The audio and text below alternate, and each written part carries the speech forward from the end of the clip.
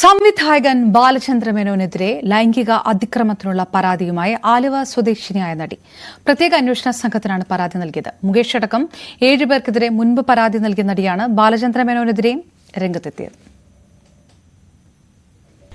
2007 ജനുവരിയിൽ ഹോട്ടൽ മുറിയിൽ വെച്ച് ലൈംഗികാതിക്രമം നടത്തിയെന്നാണ് ആലുവ സ്വദേശിനിയായ നടിയുടെ പരാതി. ദേ ഇങ്ങോട്ട് നോക്കിയേ എന്ന സിനിമയുടെ ഷൂട്ടിംഗിനിടെയാണ് സംഭവമുണ്ടായതെന്നാണ് പരാതിയിൽ പറയുന്നത്.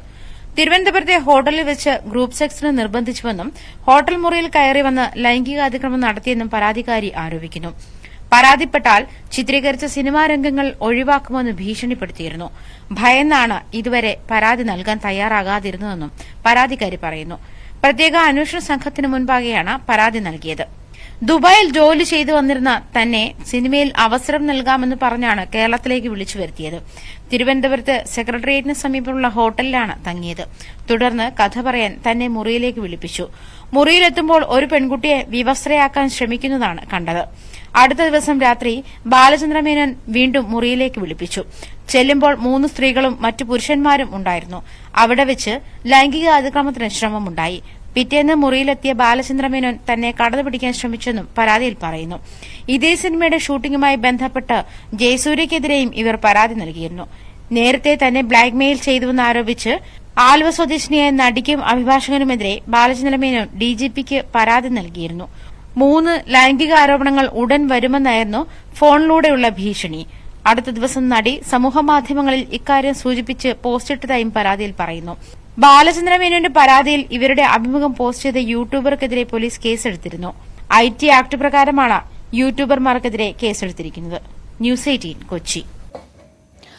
ഹേമ കമ്മിറ്റി റിപ്പോർട്ടിന്റെ അടിസ്ഥാനത്തിൽ ആദ്യ കേസ് കൊല്ലം സ്വദേശിനിയായ മേക്കപ്പ് ആർട്ടിസ്റ്റ് മേക്കപ്പ് മാനേജർ സജീവനെതിരെ നൽകിയ മൊഴിയുടെ അടിസ്ഥാനത്തിലാണ് കേസെടുത്തത്. കോട്ടയം പൊൻകുന്നം പോലീസ് രജിസ്റ്റർ ചെയ്ത കേസ് പ്രത്യേക അന്വേഷണ സംഘത്തിന് കൈമാറി. 2013-14 വർഷത്തിൽ പൊൻകുന്നത്ത് ഒരു ലോഡ്ജിൽ വെച്ച് തന്നെ ലൈംഗികമായി ആക്രമിച്ചു എന്ന് ചൂണ്ടിക്കാട്ടിയാണ് കൊല്ലം സ്വദേശിനിയായ മേക്കപ്പ് ആർട്ടിസ്റ്റ് പൊൻകുന്നം പോലീസിന് പരാതി നൽകിയത്. ഈ പരാതി വന്നപ്പോൾ തന്നെ പൊൻകുന്നം പോലീസ് FIR രജിസ്റ്റർ ചെയ്യുകയായിരുന്നു. കൊരട്ടി സ്വദേശിയായ സജീവനെതിരെയാണ് ഈ പരാതി ഉന്നയിച്ചത്. അദ്ദേഹം മേക്കപ്പ് മാനേജറായിരുന്നു. എന്തായാലും ഈ സംഭവത്തിൽ സ്വാഭാവികമായും ഇനി അന്വേഷണം നടത്തേണ്ടത് SIT ആണ്. ഇതിനുവേണ്ടി രൂപീകരിച്ചിട്ടുള്ള സ്പെഷ്യൽ ഇൻവെസ്റ്റിഗേഷൻ ടീമാണ് എന്നാണ് പോലീസ് വ്യക്തമാക്കുന്നത്. അതുകൊണ്ട് തന്നെ ഈ FIR അടക്കം ഈ പരാതി അടക്കം പ്രത്യേക അന്വേഷണ സംഘത്തിന് കൈമാറുകയാണ് പൊൻകുന്നം പോലീസ് ചെയ്തിട്ടുള്ളത്. നേരത്തെ തന്നെ പല പരാതികൾ ഈ ഹേമ കമ്മിറ്റി റിപ്പോർട്ട് പുറത്തു വന്നതിനെ തുടർന്നുണ്ടായെങ്കിലും ഈ ഹേമ കമ്മിറ്റിയിൽ മൊഴി പറഞ്ഞ ഒരാളുടെ പരാതി ആദ്യമായാണ് വരുന്നത് എന്നുള്ളതാണ് ഏറ്റവും ശ്രദ്ധേയമായിട്ടുള്ളത്.